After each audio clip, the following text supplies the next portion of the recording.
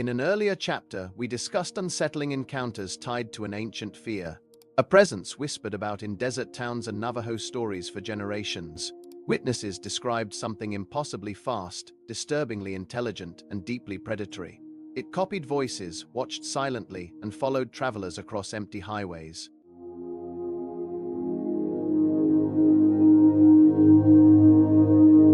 Those accounts were disturbing, yet they represented only a fragment of reports.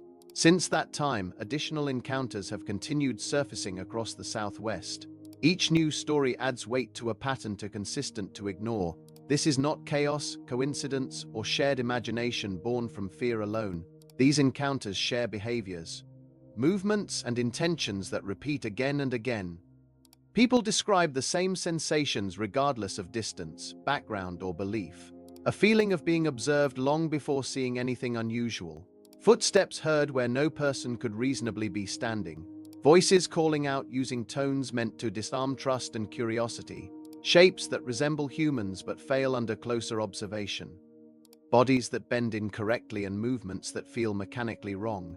Many witnesses say fear arrived before understanding ever did, as though their instincts recognized danger faster than their minds.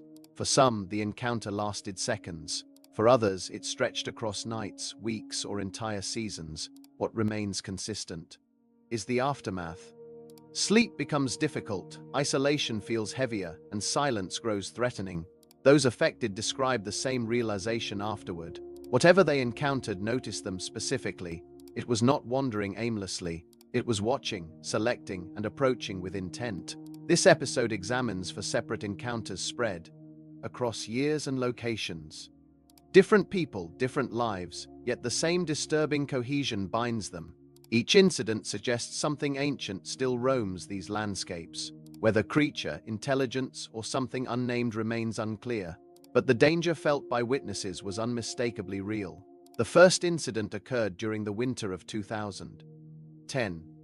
A family living in rural Utah experienced events they still avoid discussing. Their home stood miles from town, surrounded by open fields and woodland. During daylight, the land appeared calm, even beautiful beneath falling snow. At night, isolation settled heavily over the property. December arrived colder than usual that year. The family stayed indoors more often, doors locked earlier each evening. One Sunday night, shortly after 9, the first sign appeared. Snow drifted softly as the youngest child stepped outside for firewood. The family dog followed him to the porch, then abruptly stopped. The retriever refused to step into the yard, body rigid and trembling. Its gaze remained fixed toward the dark tree line. The boy called repeatedly, but the animal would not move.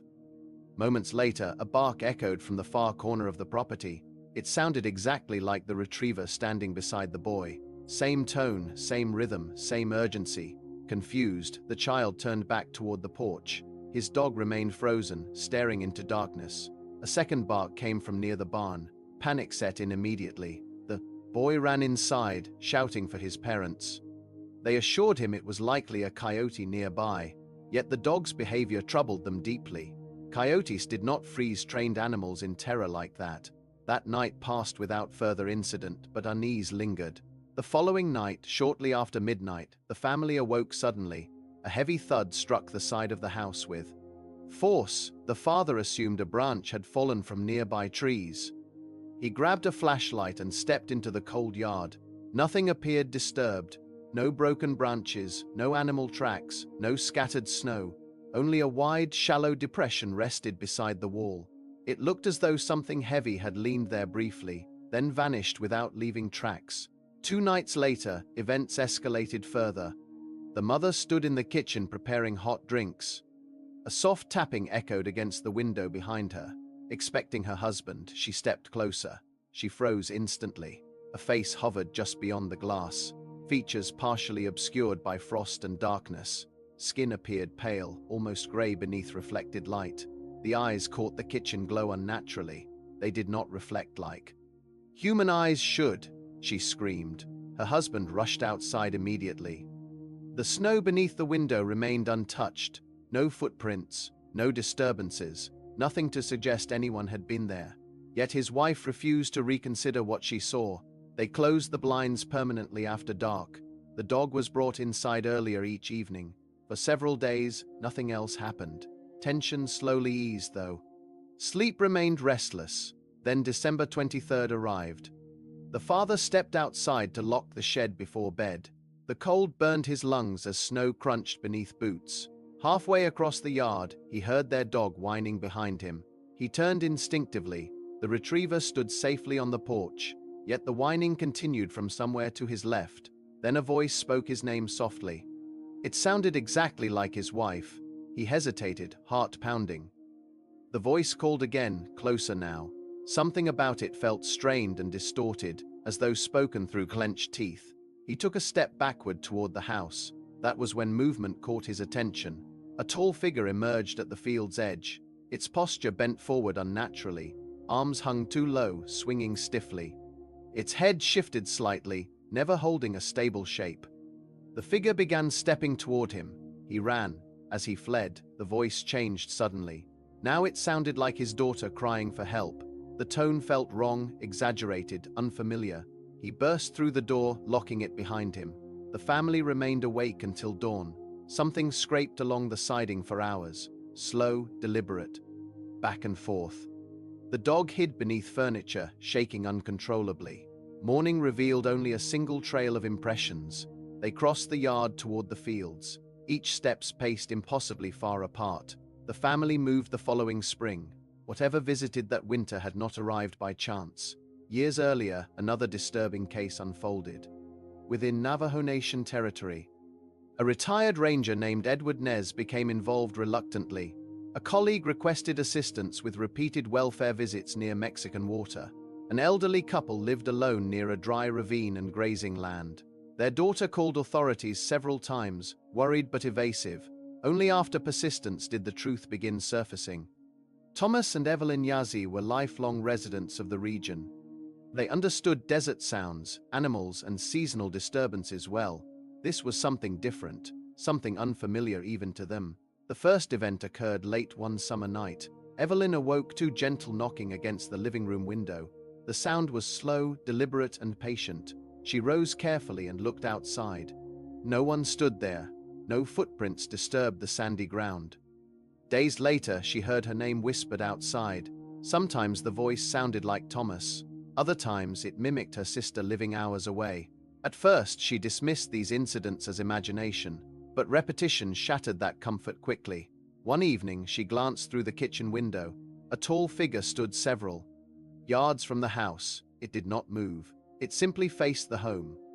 Details were difficult to make out in fading light, yet the outline felt unmistakably intentional. When she called Thomas, the figure vanished. Around this time, Thomas began sleepwalking again. He had done so briefly during childhood, not once throughout decades of marriage. Now it returned suddenly and frequently. Evelyn woke to find him standing silently, eyes half open, head angled slightly, listening. He never spoke during these episodes. He simply turned, walked, then returned to bed. Each morning he remembered nothing. The most unsettling moment came early autumn. Evelyn awoke to slow footsteps outside the bedroom window. They paced across gravel steadily, back and forth. Pause, turn, repeat. She approached the window cautiously. A figure walked the yard methodically. Its movements felt rehearsed rather than natural. Shoulders angled slightly forward, head tilted unnaturally. She turned to wake Thomas. The bed was empty. Looking down the hallway, she saw him. Thomas paced slowly between hallway walls, still asleep. His steps matched the figure outside. Exactly. Every pause mirrored, every turn synchronized. Two beings moving together without contact. Evelyn stood frozen, overwhelmed by dread. She gently woke him, breaking the alignment instantly. Later, she sobbed while explaining this to their daughter. She could not bring herself to tell Nez directly. After the couple temporarily relocated, Nez inspected the property. He found faint impressions near the yard, nothing definitive, nothing explainable. When they returned briefly, Nez witnessed Thomas sleepwalking himself. The gate matched Evelyn's description perfectly. As colder weather arrived, disturbances faded, voices stopped, tapping ceased. The figure never returned, yet something had clearly taken interest in them. Nez closed the welfare file officially. Privately, he wrote something far more troubling. Whatever lingered there observed the family deliberately. Its purpose remained unknown. February 2014 brought another chilling report. Jacob Thorne worked highway maintenance across remote Utah ridges. Winter storms were routine for him. Isolation never bothered him before. This night felt different. Heavy snow reduced visibility significantly. Silence pressed heavily against the cab. Shortly after 9, he saw movement ahead.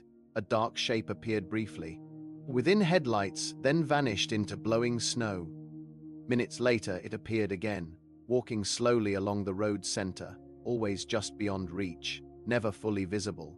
His radio crackled suddenly. His supervisor's voice mentioned a stalled vehicle ahead. The message ended abruptly. No follow-up came.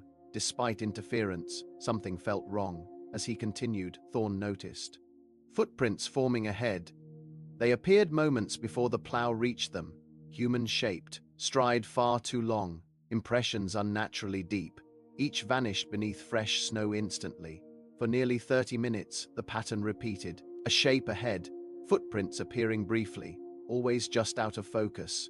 Descending the ridge, the figure finally stopped. Headlights illuminated it clearly. Standing directly in the roadway, head lowered, watching, Thorne braked hard. The plow halted violently. The figure disappeared instantly. Stepping outside, he saw fresh footprints. They led toward the cab, not away. They ended beneath the blade. No exit tracks existed anywhere. Later reports confirmed no transmissions were made, no vehicles were present. The storm made travel impossible for others.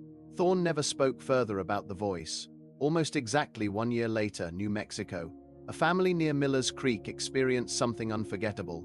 Their youngest daughter, Hannah, went outside to play. She never returned. Search parties formed quickly. Her sister Megan joined. Despite falling temperatures, near abandoned ranch buildings, Megan saw Hannah entering an old farmhouse.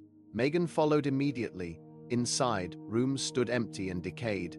No place to hide, no child present. As she turned to leave, something touched her shoulder. A gentle, human-like tap. At the hallway's end stood a tall figure, too tall, limbs elongated.